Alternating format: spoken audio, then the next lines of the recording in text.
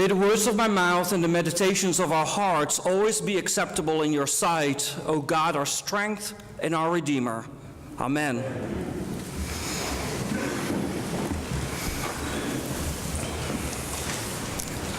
Let me start by saying how wonderful it is to be back here with you today. I could not wish for a better place to celebrate my first Sunday as a deacon of the Episcopal Church than here with you, the good people of Grace Church. You have raised me, formed me, and supported me, and I'm a better person for it. So thank you for welcoming me back today. Unfortunately, the wise women and men of the lectionary committee present us today with a gospel text in which Jesus warns us that all who curse are condemned to hell.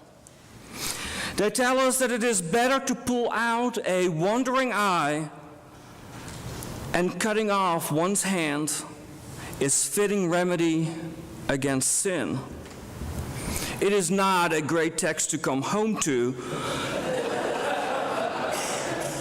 so I hope you will allow me to make a detour. I promise we will get back to the text. The detour I have in mind takes us to the second letter of Paul to Timothy. St. Paul writes, "For God did not give us a spirit of cowardice, but rather a spirit of power and of love and of self-discipline." This verse was part of the daily lectionary in morning prayer earlier this week. In fact, Tuesday morning was one of those really cold and foggy mornings at Sewanee. One of those gloomy mornings that shrouds the ancient buildings of the learned campus with an aura of Harry Potter mystique. One of those mornings when the fog is so thick that you can barely find the parking lot, and coldness seeps into your bones when you try to walk to your destination.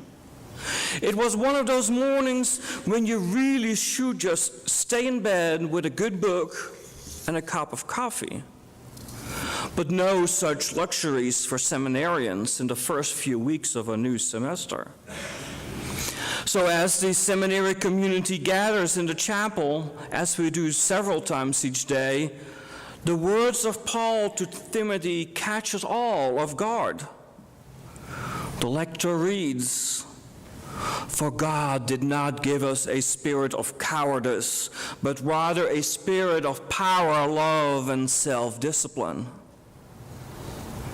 I see several heads pop up from their downward position, which may be either a sign of deep meditation or light slumber, and sometimes both. My head too, I pop up as well, for these words were words I really needed to hear that day. God did not give us a spirit of cowardice, but a spirit of power, love, and self-discipline. I was 17 years old when I first had a sense of calling. I did not really know what it meant to be called, and probably did not use that word at that time.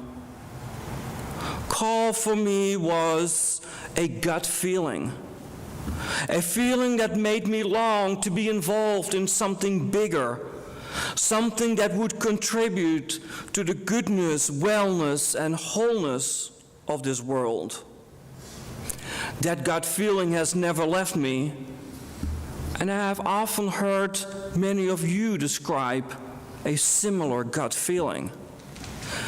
Anyway, I started talking with a local priest and other religious folk, and soon found myself in a discernment process. Well, it proved to be a long process. I am 45 today. It was a process that saw many affirmations and encouragements, but also delays and a few closed doors.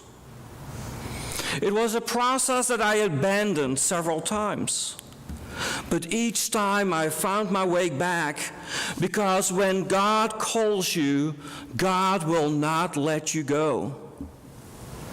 And sometimes we all need to be reminded why it is that God is calling us and what it is that God is calling us for. For God did not call us and give us a spirit of cowardice, but a spirit of power and love and self-discipline. It took me a long time to grow into my call. But my question today is, what is God calling you to do? It is here that our harsh gospel text may actually give us a clue.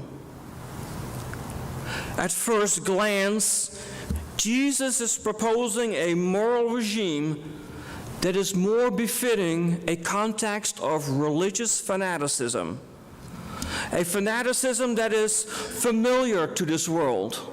Unfortunately, we see it too much these days. Jesus seems to say that anger is to be equated to murder. Jesus seems to say that our natural attraction to different people is to be likened to infidelity and adultery. Jesus seems to say that a little white lie is to be judged as severely as idolatry. Daily sins and shortcomings warrant the most severe punishments and even mutilations. Clearly, this is not a Christian spirituality or a practice you and I would ever subscribe to. And even the most strict biblical literalists do not attempt to observe these verses. Thanks be to God for that. So why this text? Why does this text exist? Why include it in our lectionary? Allow me to break this text down a little bit further. Jesus lists 3 well-known principles from the 10 Commandments. You shall not murder. You shall not commit adultery. And you shall not lie. The moral value of these commandments is generally not in question. That was true in Jesus' time, and it is still true in our time. Murder is never justified. Adultery is a betrayal of spousal trust and ruins families and relationships. Lying is a violation of our own personal integrity and character. There is no doubt about that. But what about all the little stuff? The anger, the jealousy, greed, stubbornness, envy, that so often cloud our best intentions. It is the little things in life that make a difference.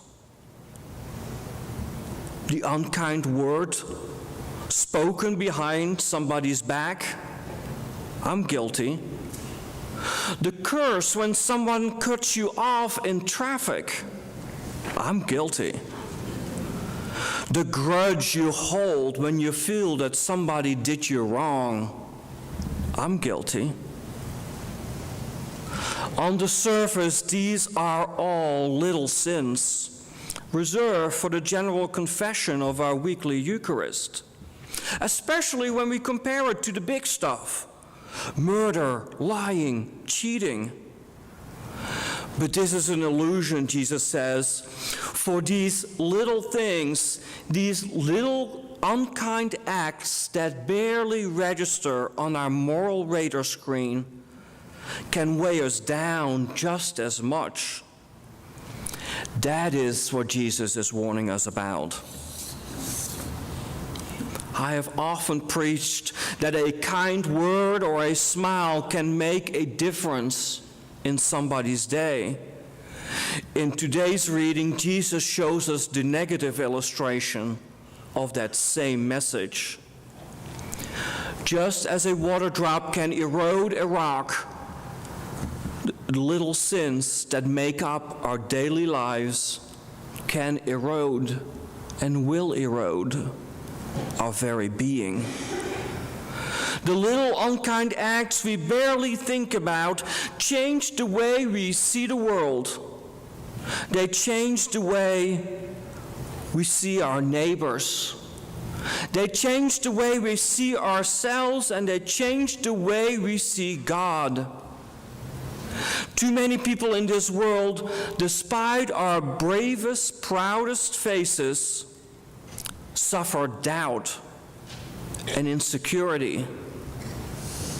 Too many people wonder if they are worthy of love, care, and acceptance. Too many people fear that they will never measure up to the expectations they have of themselves or that others have of them. Too many people question if they will ever be good enough.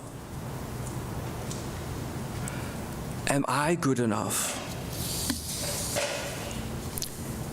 It is these thoughts and feelings that crept up quietly in my mind this week as I was making my final preparations for ordination. Somewhere deep inside, a voice whispered, "You are not good enough for such a great calling." But God whispered back. God said, "I did not give you a spirit of cowardice. I gave you a spirit of power and of love and of self-discipline." God whispered back, "Never forget who you are. Never forget whose you are. I have claimed you, and I will not let you go." God does not call people to give up, to be defeated, or to feel down on themselves. No, God calls people to succeed, to thrive, and to flourish, to be strong and to be bold, to love and to be loved. That is the message of the gospel. Even in the most harsh text, we will find it back if we only take a moment to look. In closing, I want to leave you with these words from the blessing Bishop George used yesterday at the end of the ordination service. These words express so much better what I am trying to say today. He says, "May God grant you the grace never to sell yourself short. May God give you grace to risk something big for something good.